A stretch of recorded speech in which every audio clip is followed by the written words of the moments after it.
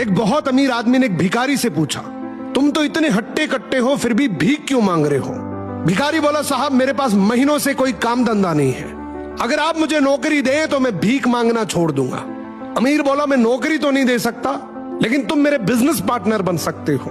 मेरे पास एक चावल का प्लांट है, तुम चावल बाजार में सप्लाई करो और मुनाफा महीने के अंत में बांटेंगे। भिखारी ने कहा, लेकिन कैसे बांटेंगे? क्या मैं 20% लूंगा और आप 80%? अमीर बोला, मुझे सिर्फ 10% चाहिए, बाकी 90% तुम्हारा होगा, ताकि तुम जल्दी तरक्की कर सको। भिखारी ने जोरों से काम शुरू कर दिया। उम्दा चावल और सस्ते दामों से उसकी बिक्री बहुत बढ़ गई और उसे खूब मुनाफा हुआ। लेकिन जब मुनाफा बांटने का समय आया तो भिखारी ने सोचा, सारी मेहनत तो मैंने की है, तो अब अमीर आदमी को 10% क्यों दूं?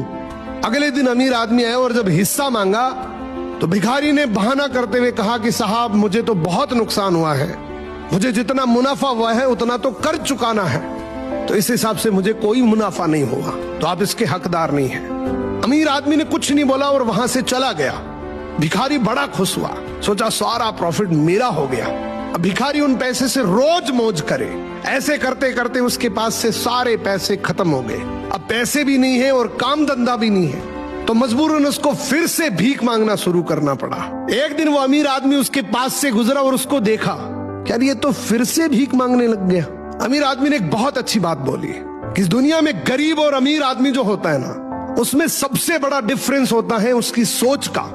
एक रिच माइंडसेट हमेशा ये सोचता है कि मुझे भी प्रॉफिट हो जाए और मेरे साथ जो काम कर रहे हैं उनको भी प्रॉफिट हो जाए, लेकिन एक पुअर माइंडसेट हमेशा ये सोचता है कि जो भी प्रॉफिट हो सिर्फ मुझे ही हो।